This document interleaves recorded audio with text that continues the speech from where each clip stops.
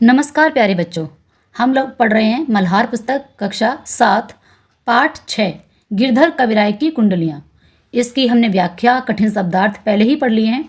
आज हम इसके अभ्यास प्रश्न यानी कि प्रश्नोत्तर को करेंगे। तो चलो अभ्यास प्रश्न देखते हैं। पहला प्रश्न, मेरी समझ से पाठ के आधार पर, जैसा कि हर बार हम देखते हैं कि पाठ के आधार पर हमें कुछ प्रश्न दिए जाते हैं और उसमें से हमें अपना उत्तर चुनना है। तो पाठ के आधार पर कुछ नीचे प्रश्न दिए गए हैं, उनके सामने हमें तारा बनाना है। पहला प्रश्न है, बिना विचारे काम करने से क्या परिणाम होता है?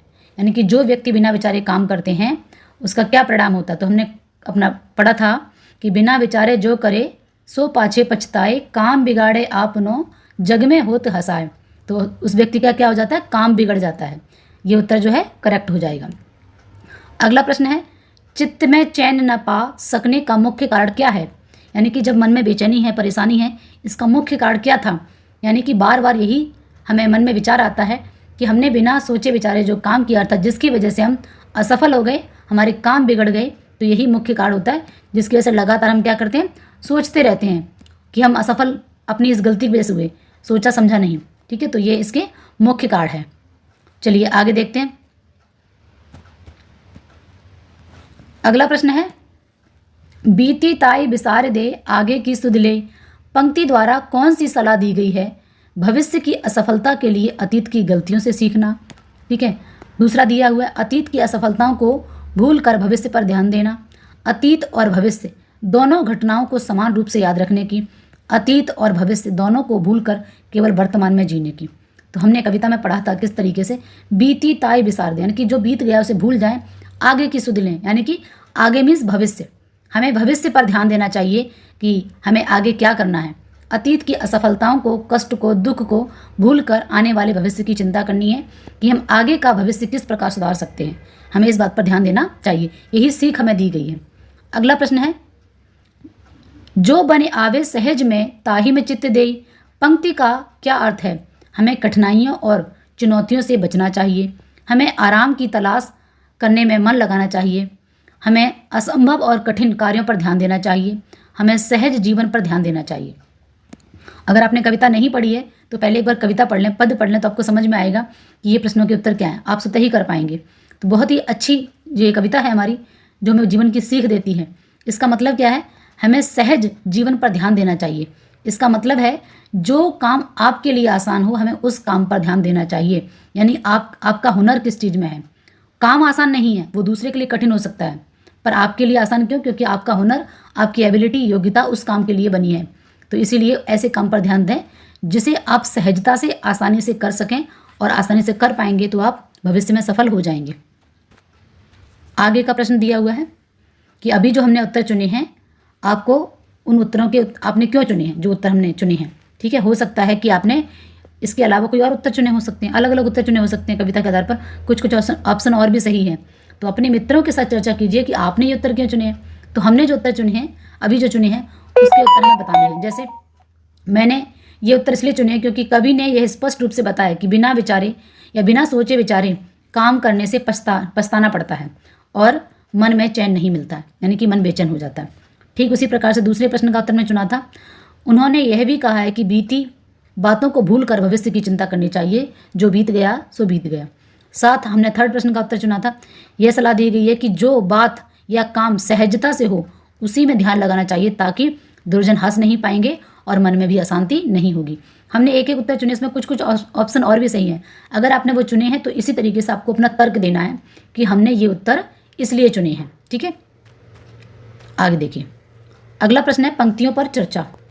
पाठ में से कुछ पंक्तियाँ दी गई हैं जिन्हें आपको उनका अर्थ लिखना है। पाठ में से चुनकर कुछ पंक्तियाँ नीचे दी गई हैं, इन्हें ध्यान से पढ़िए और इन पर विचार कीजिए कि आपको इनका अर्थ क्या समझ में आया। अपने विचार अपने समूह में साझा करके लिखिए। पहली पंक्ति यहाँ पर दी गई है, बिना विचारे जो करे सो पाछे पछताए, काम बिगाड़े आपनो जग में होत हंसाए। तो इसमें क्या बताया गया है कि यह पंक्ति का अर्थ है कि जो व्यक्ति बिना सोचे समझे काम को करता है उसे बाद में पछताना पड़ता है। काम उसका बिगड़ जाता है और लोग उसका मजाक उड़ाते हैं, उसकी हंसी उड़ाते हैं, और वह समाज में एक हंसी का पात्र बन जाता है। ठीक है, अगला प्रश्न दिया है, बीती ताही बिसार दे आगे की सुध ले। जो बने आवे सहज में ताई में चित्त दे। इसका मतलब क्या है? इस पंक्ति का अर्थ है अतीत की गलतियों और असफलताओं को भूलकर भविष्य की योजनाओं पर ध्यान देना चाहिए। जो चीज़ें सहज और सरल तरीके से हमारे सामने आती हैं या जिन्हें आप कर पाते हैं, हमें उन पर ही मन लगाना चाहिए। हमें क्या लिखा आगे? जो बने आवे सहज में ताई में चित्त दे। चित्त देने का मतलब क्या? उसी में मन लगाना चाहिए, क्योंकि जब मन लगाकर हम किसी कार्य को करेंगे तो निश्चित ही सफल हो जाएंगे। आगे दिया है मैच द फॉलोइंग, यानी कि आपको कुछ पंक्तियां दी गई हैं, उनके अर्थ दिए गए, आपको मिलान करना है। ठीक है, जैसे यहाँ पर देखो, पहला, जग में होत हसाए चित्त में चैन न पावे, खान पान सन्मान राग मन ही न भावे। ठीक है, तो इसका अर्थ क्या है कि बिना विचार किए गए कार्य के कारण मन जो है अशांत हो जाता है, अच्छा खाना पीना नहीं लगता है, सम्मान या जीवन की खुशियाँ भी उस व्यक्ति को सुख नहीं दे पाती हैं। किसी प्रकार का मन जो है उसको कहीं शांति नहीं मिलती, अशांत हो जाता है। इसी प्रकार से अगला दिया है, कहे गिरधर कबीराय दुख कछु टरत न टारे। ठीक है, खटकत है जिय में कियो जो बिना विचारी। इसका क्या मतलब है कि जो कार्य बिना विचार किया जाता है, मतलब बिना सोचे समझे आप जो कार्य कर लेते हो, वह लंबे समय तक मन में खटकता रहता है। बार बार थॉट प्रोसेस जो है चलते रहते हैं कि हमने ऐसा क्यों किया, और उसकी पीड़ा जो है उससे हम छुटकारा नहीं पा पाते हैं, मुश्किल हो जाता, असहनीय पीड़ा हो जाती है, मानसिक रूप से असंतुलित अपने आप को महसूस करते हो, दुखी हो जाते हो। अगला दिया है, ताही में चित्त देई बात जो बने आवे, दुर्जन हंसे न कोई चित्त में खता न पावे। ऐसा क्यों करना है? क्योंकि अगर हम ऐसा करेंगे तो ऐसा कार्य कीजिए कि किसी दुष्ट व्यक्ति या बुरे व्यक्ति को हंसने का मौका ना मिले, और मन में किसी प्रकार का हमें खुद भी खेद ना रहे, अपराध बोध ना हो कि मैंने ऐसा क्यों किया, है ना। इस तरीके के विचार हमारे मन में नहीं आना चाहिए। अगला दिया, कही गिरधर कबीराय अहि कर मन पर पीती, आगे को सुख होए समझ जो बात सो बीती। इसका क्या मतलब है? अपने मन को इस प्रकार विश्वास दिलाइए, इस प्रकार समझाइए कि भविष्य की खुशी को समझते हुए अतीत के दुखों को भुलाकर हमें आगे बढ़ जाना चाहिए। जो बीत गया उस पर ध्यान नहीं देना है, आगे क्या करना है उस पर ध्यान देना है। तो इस तरीके से कविता की सीख जो है हमने देखा कि कितनी सुंदर पंक्तियां हैं जहां हमें जीवन की सीख दी गई है। अगला प्रश्न है, पाठ को एक बार पुनः पढ़िए और पता लगाइए और लिखिए, बिना विचारे जो करे सो पाछे पछताए। कविता में बिना विचारे किए गए कार्य करने के क्या क्या नुकसान बताए गए। अब आप इसको दो तरीके से लिख सकते हो। कविता आपने पढ़ी है, आपने समझा हुआ है, तो पाठ को एक बार पढ़ लीजिए। आपने नहीं पढ़ा तो फिर अगर आप इसे इस पैराग्राफ फॉर्म में भी लिख सकते हो और पॉइंट बनाकर भी लिख सकते हो। ठीक है, जैसे कविता में बिना विचार किए गए जो है कार्यों को परिणाम स्वरूप पछताना पड़ता है, निराशा का उल्लेख किया गया है। आप यहाँ पर लिख सकते हो कि निम्नलिखित नुकसान बताए गए हैं। नंबर 1 कि व्यक्ति निराश हो जाता है, उसको पछताना पड़ता है, उसके काम बिगड़ जाते हैं। आप ऐसे छोटे छोटे पॉइंट बनाकर भी लिख सकते हो। ठीक है, और इस तरीके से पैराग्राफ फॉर्म भी। मेरी सलाह तो आपसे ये रहेगी, आप मेरे बताए हुए प्रश्न को समझें और खुद इस आंसर को फ्रेम करें। ठीक है, जैसे कविता में यहाँ मैं आपको बता दे रही हूँ, जैसे ये दिया है, कविता में बिना विचार किए गए कार्य करने के निम्नलिखित नुकसान बताए गए हैं। ठीक है, ये तो अपने आंसर में लिखा। फिर क्या होगा कि व्यक्ति को पछताना पड़ता है, व्यक्ति निराश हो जाता है, बिना सोचे समझे कार्य करने से उसे बाद में बहुत ही ज़्यादा दुख होता है, पछताना पड़ता है, और उसका कार्य ना केवल दुख के लिए बल्कि समाज में भी हंसी का कारण बन जाता है, यानी कि व्यक्ति हंसी का पात्र बन जाता है। उसके कार्य जो है खुद को ही दुख पहुंचाते हैं। 4 पॉइंट हो गए। इसी प्रकार से इससे व्यक्ति का मन अशांत हो जाता है, तो ये भी आपका 5वां पॉइंट हो गया। वह दूसरों से सम्मान और सुखी प्राप्त नहीं कर सकता, किसी प्रकार का सम्मान नहीं मिलेगा जो व्यक्ति असफल हो जाता है। इस प्रकार बिना विचार किए गए कार्य जीवन में परेशानियां लाते हैं या उनसे परेशानियां आती हैं और व्यक्ति को पछताना भी पड़ता है। तो आपके ऊपर है कि आप इसे ऐसे ही लिख सकते हो या फिर आप इसे खुद से पॉइंट बना के लिखिए। ठीक है, चलो अगला प्रश्न देखते हैं। अगला प्रश्न दिया है, बिना विचारे जो करे सो पाछे पछताए। कुंडलियां में जो बात सैकड़ों साल पहले कही गई थी, क्या वे आपके लिए उपयोगी हैं? कैसे हैं, उदाहरण देकर बताइए। ये बात जो कहावतों के रूप में कही जाती है, ये बिना विचारे जो करे सो पाछे पछताए, है ना। अब पछताए होत का जब चिड़ियाँ चुंग गई खेत, इस तरीके की कहावत सैकड़ों साल पहले थी, आज भी हैं। ये उतनी ही महत्वपूर्ण हैं। अगर आप किसी बड़े बुजुर्ग से बात करेंगे तो वो आपको इसको बहुत सारे उदाहरण दे देंगे। तो ये आज हमें अपने जीवन में इन्हें उतारने की आवश्यकता है। क्यों ऐसा कहा गया है? क्यों? क्योंकि जो व्यक्ति बिना सोचे समझे काम करता है उसे बाद में पछताना पड़ता है। क्योंकि बिना सोच समझ के आप किसी कार्य को करने लगते हो, उसके बारे में कोई छानबीन नहीं करते, तो ज़्यादातर 99% उसमें आपको फेलियर्स मिलते हैं, असफलता मिलती है। तो उदाहरण के तौर पर आप कोई भी अपने जीवन का उदाहरण ले सकते हो। अगर आपके जीवन का उदाहरण नहीं है तो अपने माता पिता या अपने समाज में जो दादा दादी हैं आपके, उनसे किसी से बात करके आप लिख सकते हो। यहाँ पर एक उदाहरण मैं आपको दे रही हूँ। जैसे हाँ, ये कुंडलियाँ जो है आज भी उतनी ही उपयोगी है। यह सिखाती है कि कोई भी काम जो है पहले उस पर सोच विचार करना जरूरी है। क्यों? देखिए, अगर बिना सोचे आप किसी भी ऑनलाइन लिंक पर क्लिक कर देते हैं तो उससे बैंक खाता हैक हो जाता है, आपका ऑनलाइन पैसा जा सकता है। ठीक है, अगर कोई बिना सोचे समझे योजना बिजनेस की शुरू कर ली, किसी मकान को बनाने की शुरू कर ली, किसी भी प्रकार के, कोई आप एग्जाम के बारे में नहीं जानते हो, आप उसमें एग्जाम देने जा रहे हो, आपको पता ही नहीं है उसके बारे में, कैसा एग्जाम है, कौन सी नौकरी के लिए, क्या करना है, क्या पढ़ना है, तो क्या होगा? तो उससे क्या होगा? नुकसान होता है। ये बातें हमें सतर्क रहने और जल्दबाजी से बचने की सीख देती है। इसका मतलब ये नहीं कि वो काम नहीं करना है, आप पहले उसके बारे में अच्छे से सोच विचार करें, छानबीन करें, बड़ों की सलाह लें, जो लोग अनुभवी हैं, उसके बाद उस काम को करने के तरीके निकालें कि कैसे इस कार्य को किया जाए जिससे मुझे सफलता मिल जाए। तो बहुत ही अच्छी इसमें कहावतों के रूप में ये पंक्तियाँ ली जाती हैं, अच्छी पंक्तियाँ हैं, इन्हें जीवन में उतारने की आवश्यकता है। अगला देखिए, खान पान सम्मान, ठीक है, राग रंग मन ही न भावे। इसका क्या मतलब है? इस पंक्ति को बताइए, शब्दकोश में देखकर प्रत्येक के लिए एक एक उदाहरण भी दीजिए। जैसे ये दिया सम्मान, मतलब आदर सम्मान प्रतिष्ठा, जैसे हमें अपने बड़ों का सम्मान करना चाहिए। ठीक है, इसी प्रकार से मन ही, मतलब मन यानी कि मन में ही, मन को, घर, हमें घर का खाना खाने की आदत है, बाहर का खाना हमारे मन को नहीं भाता। ये आप किस तरीके, मुझे पढ़ाई करना मेरे मन को बहुत अच्छा लगता है, किसी तरीके का आप अपने खुद से उदाहरण बना सकते हो। भावे मतलब अच्छा, रुचिकर, जिसका जैसा स्वभाव होता है उसे वैसे ही व्यक्ति भाते हैं, मतलब अच्छे लगते हैं। तो ये जो है आज हम थोड़ा सा इन्हें मॉडिफाई कर दिया है शब्दों को। ये जो मन ही है ना, इसी प्रकार से भावे है मन, तो ये शब्द आज हम इनको क्या बोलते हैं? सम्मान, मन और अच्छा लगना। ठीक है, अगले देखेंगे प्रश्न। अपने समूह में मिलकर चर्चा कीजिए कि आपने अभी पढ़ा है, बिना विचारे जो करे सो पाछे पछताए। कल्पना कीजिए कि आपके एक मित्र ने बिना सोचे समझे एक बड़ा निर्णय ले लिया है और उसका क्या प्रभाव पड़ा। इसके बारे में एक रोचक कहानी के रूप में अपने साथियों से मिलकर बनाइए और कक्षा में प्रस्तुत कीजिए। मतलब आपको यहाँ पर एक कहानी बनानी है जिसका शीर्षक हो बिना विचारे जो करे सो पाछे पछताए। ऐसी कोई कहानी आपके मित्र ने या आपके किसी रिलेटिव ने या आपने स्वयं ने कभी ऐसा कोई काम किया, बाद में उसे पछताना पड़ा।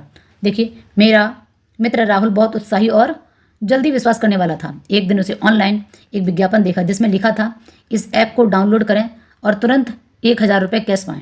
ठीक है, कैशबैक। राहुल ने बिना सोचे समझे उस पर लिंक क्लिक कर दिया। उस लिंक पर ऐप ने उसके बैंक जो है विवरण मांगा। उसने जल्दी अपनी जानकारी भी दर्ज कर दी, यानी कि फिल कर दिया। कुछ मिनटों में से ही उसके खाते से 5000 रुपये कट गए। राहुल घबरा गया, तुरंत मुझे फ़ोन किया। हम दोनों बैंक पहुंचे, शिकायत दर्ज की, लेकिन तब तक बहुत देर हो चुकी थी। इस घटना से प्रभाव क्या पड़ा? राहुल को पैसों का नुकसान हुआ और वह कई दिन तक चिंता में रहा। उसे यह समझ में आ गया कि ऑनलाइन किसी भी ऑफर पर भरोसा नहीं करना चाहिए, उससे पहले हमें उसकी सत्यता जांच लेना जरूरी है। अब यहाँ पर प्रस्तुति, इसे आप नाटक के रूप में दिखा सकते हो। ठीक है, राहुल जल्दबाजी में, हड़बड़ी में, धोखाधड़ी, पछतावा, इस तरीके के ना आप एक नाटक के रूप में प्ले कर सकते हो या एक कहानी के रूप में आप कहानी सुना सकते हो। ठीक है, और भी कोई इस तरीके की कहानी। कई बार आप किसी लिंक पर क्लिक कर देते हो, इतना महंगा सूट या कपड़े इतने सस्ते मिल रहे हैं, बाद में आप देखते हो कि उसमें पुराना कपड़ा या किसी भी तरीके का फ्रॉड आ जाता है, आपके पैसे चले जाते हैं। तो कई तरीके के फ्रॉड आज के समय में हो रहे हैं, तो आपको सतर्क रहने की आवश्यकता है और इसीलिए इस प्रश्न को बनाया गया है कि हम ऐसे किसी भी लिंक पर क्लिक ना करें। आगे देखिए, कल्पना कीजिए कि बीती ताही बिसार दे आगे की सुध ले। कविता निम्नलिखित के लिए लिखी गई है। अब ये कविता किसके लिए है? आपके लिए। आपका कोई सहयोगी है, आपका कोई परिजन है ना, आपके कोई शिक्षक, कोई पक्षी, कोई पशु, इन सब की कौन कौन सी समस्याएं हो सकती हैं और यह कविता उन्हें कैसे प्रेरित कर सकती है, यह आप स्वयं हो सकते हो। तो आप इनमें से कोई कुछ टॉपिक ले सकते हो या सब पर लिख सकते हो या किसी एक पर लिख सकते हो कि ये बीती ताही बिसार दे आगे। मान लीजिए किसी के साथ कुछ दुर्घटना हो गई, वो असफल हो गया, अब उसे आगे बढ़ने की प्रेरणा देनी है, ऐसी कहानी बनानी है, ऐसा उसमें लिखना है आंसर आपको। मैं स्वयं अपने खुद को रखा। कभी कभी परीक्षा में अच्छे अंक ना पाने पर मुझे क्या होती है, पर निराशा हो जाती है कि अब मैं क्या करूँगा। नंबर सोचा था 95% लाने के, लेकिन आपके वहाँ 60% रह गया, अब क्या करना है। यह कविता मुझे सिखाती है कि बीते हुए परिणामों पर दुख करने के बजाय समय बर्बाद नहीं करना है, हमें और मेहनत करके आगे वाली जो परीक्षा है उस पर ध्यान देना है। इस प्रकार मैं आगे बढ़ सकता हूँ और ये कविता मुझे प्रेरणा देती है। इसी प्रकार से मेरे सहपाठी हैं कि मेरा एक सहपाठी खेल प्रतियोगिता में हार गया, वह बहुत उदास था। कविता यह संदेश देती है कि पुरानी हार को भूल कर नए जोश और अभ्यास के साथ फिर से प्रयास करना चाहिए और वो आगे बढ़ेगा, उसे सफलता मिल जाएगी। परिवारजन के लिए है, शिक्षक के लिए है। इसी तरीके की आपके दिमाग में कोई कहानी आ रही है, कोई घटना आ रही है, उसे आप लिख सकते हो। नहीं तो आप ये भी लिख सकते हो, जैसे कोई पक्षी है, एक चिड़िया तेज आंधी में उसका घोंसला जो है क्या होता है, खो जाता है। तो कविता में इस प्रेरणा कैसे मिल सकती है? कविता चिड़िया को प्रेरित करती है कि वो पुराने घोंसले की चिंता को छोड़कर नई जगह नया घोंसला बनाए और अपने जीवन में आगे बढ़े। ठीक है, इसी प्रकार से आगे भी। अब देखिए अगला प्रश्न है, कल्पना कीजिए कि आप एक ऐसे व्यक्ति से मिले हैं जो हमेशा बीती बातों में खोया रहता है। आप उसे कैसे समझाएंगे, क्या क्या कहेंगे? मैं उस व्यक्ति को कहूँगा, भाई जो बीत गया है उसे अब बदलना हमारी बस में नहीं है, इसलिए अतीत में उलझे रहने का कोई लाभ नहीं है। अगर हम बीती बातों को पीछे छोड़कर आज आने वाले कल पर ध्यान दें तो जीवन फिर से नई खुशियों से भर सकता है। बीते हुए समय को मन पर हावी ना होने दें, क्योंकि आगे का रास्ता और उसे कैसे चलाना है या चलना है यह पूरी तरह हमारे हाथ में है। क्योंकि जो बीत गया उसे हम वापस नहीं ला सकते, समय वापस नहीं आ सकता। बचे हुए समय को आप सदुपयोग कर सकते हो, उसमें आपको क्या करना है वो आपके हाथ में है। आगे देखिए, अब यहाँ पर कुछ शब्द से जुड़े शब्द हैं, मन में जो शब्द आते हैं, जैसे चिंता है, चिंता से क्या है, परिपीति कविता में दिया गया है। उसी प्रकार से खता है, दुख है, चैन है, सहज है, हसाए है, खटकत है। ठीक है, तो ये शब्द हैं, आपने नोट कर लीजिए। आगे देखिए, कविता की रचना, बिना विचारे जो करे सो पाछे पछताए, काम बिगारे आपनो जग में होत हसाए। इसी तरीके से पंक्तियां ली, बीती ताही बिसार दे आगे की सुध ले, जो बने आवे सहज में ताई में चित्त दे। इन पंक्तियों को लय के साथ बोलकर देखिए, इन्हें बोलने में बराबर समय लगा या अलग? आपने ध्यान दिया होगा कि इन पंक्तियों को बोलने में बराबर समय लग रहा है। इस कारण इन कुंडलियों की सुंदरता बढ़ जाती है। यानी कि कविता में कभी क्या करता है, वार्णिक छंद या फिर मात्रिक छंद, उसको पूरा करने के, जैसे लेई, देई, पछताए, हसाए, ऐसे तुकांत शब्द मात्राओं को इस तरीके से पिरोता है कि उसमें एक जैसा समय लगे। कविता में सुर लय ताल का होना अति आवश्यक है। बिना सुर लय ताल के कोई कविता हो ही नहीं सकती, फिर वो गद्य हो जाएगा। आप ध्यान देंगे तो इन कुंडलियों में आपको ऐसी अनेक विशेषता दिखाई देंगी, जैसे प्रत्येक कुंडलिया का पहला शब्द दूसरे शब्द पर, दूसरा शब्द उस अंतिम शब्द में भी, दो दो पंक्तियों में बातें कही गई हैं। कुंडलियाँ पढ़ते हुए ऐसा लगता है कि मानो हमसे कोई संवाद या बातचीत कर रहा हो आदि। कुछ विशेषताएं आपको दोनों कुंडलियों में दिखाई देंगी, कुछ विशेषताएं दोनों से अलग अलग हैं। ठीक है, एक सी हैं, कुछ अलग अलग हैं। कहने का मतलब क्या है कि इस कविता में आपको कौन कौन सी विशेषताएं दिखाई दी उनको चुनना है।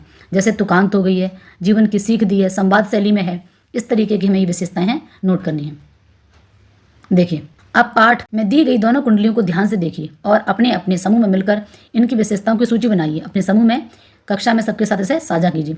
विशेषताएं दोनों कुंडलियों में जो है और जो एक विशेषता किसी एक कुंडली में। ठीक है, जैसे दोनों पंक्तियों में एक बात कही गई है, हर, है ना, क्या कही, पहली कुंडलियों में कार्य करने से पहले सोचने की आवश्यकता पर बल दिया गया है।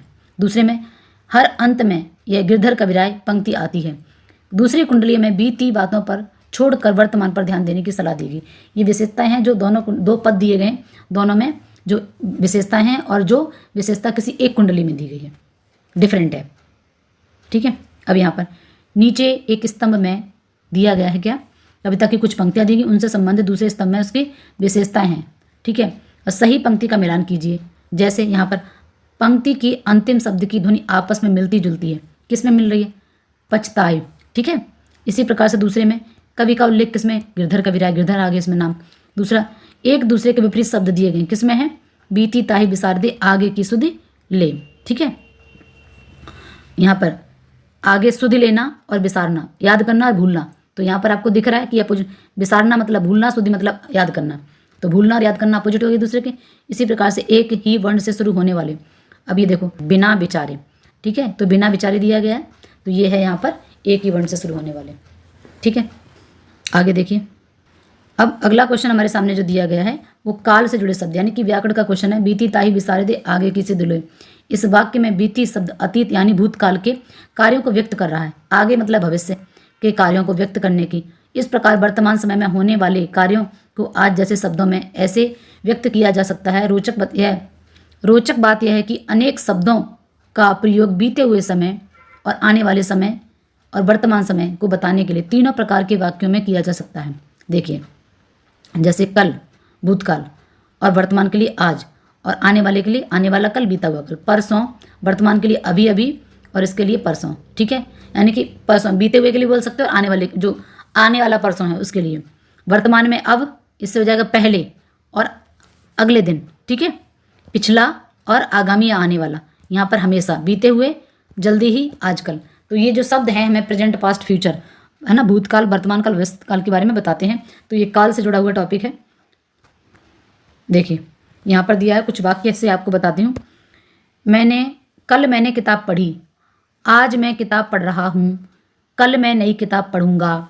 ठीक है, ये पढ़ी मतलब ये आप देखेंगे तो ये किसकी बात हो रही, भूतकाल की। क्रिया जो है पढ़ी मतलब कार्य हो चुका है, जब कार्य संपन्न हो चुका तो भूतकाल की बात कर रहे हैं। ये मैं कर रहा हूँ और ये करूँगा। परसों मैं बाजार गया था, अभी अभी बाजार से लौटा। ठीक है, परसों मैं बाजार जाऊँगा, पहले मैं गाँव में रहता था, अब मैं शहर में रहता हूँ, अगले साल मैं विदेश जाऊँगा, पिछले महीने मैं बीमार था, हमेशा मैं स्वस्थ रहता हूँ, आगामी महीने मैं छुट्टी लूँगा। इस तरीके के जो सेंटेंस है ये वर्तमान काल, भूतकाल, भविष्य काल के वाक्य हैं। आगे देखिए, आपने जो वाक्य बनाए उन्हें ध्यान से देखिए, पहचानिए वाक्यों में किन शब्दों से पता चल रहा है कि वाक्य में कार्य भूतकाल का है, वर्तमान काल का, भविष्य काल का है, उन्हें आप लिखिए। जैसे यहाँ पर दिया मैंने किताब पढ़ी, ठीक है, तो ये क्या है, ये भूतकाल की बात हो रही है। इसमें आपने कल को पहचाना है, कल से पता चला है। इसी प्रकार से परसों गया था, ठीक है, पहले था, पिछले महीने, ये पास्ट की बात हो रही, बीते हुए साल पास्ट की बात हो रही। इसी प्रकार से आज, अभी अभी, ठीक है, अब, हमेशा, आजकल। यहाँ पर कल, गा, करूँगा, ठीक है, जाऊँगा, परसों जाऊँगा, अगले साल विदेश जाऊँगा, आगामी में छुट्टी लूँगा, जल्दी ही काम शुरू करूँगा। तो इससे हमें ये क्या पता चलता है कि अगर मुख्य क्रिया के साथ में आ, ई, ए और साथ में था, थी, थे, तो भूतकाल की है। वैसे भूतकाल के 6 भेद होते हैं, वर्तमान काल के 3 भेद हैं और भविष्य काल के 5 भेद हैं। ये हम एक अलग सेपरेट वीडियो में काल को पढ़ेंगे। ठीक है, इसमें हम मुख्य क्रिया में गा, गी, गे पढ़ते हैं और कुछ शब्द हैं जिसमें भविष्य की बात हो रही है, कार्य हुआ नहीं, होगा। यहाँ कार्य हो रहा है, भूतकाल में हो चुका है। ठीक है, तो इस तरीके से हम इसको एक सेपरेट वीडियो में प्रॉपर तरीके से काल पढ़ेंगे, काल के भेद और उसकी परिभाषाएं विद उदाहरण। ठीक है, तो चलिए बचे हुए प्रश्नों को अगली वीडियो में देखेंगे। तब तक के लिए धन्यवाद।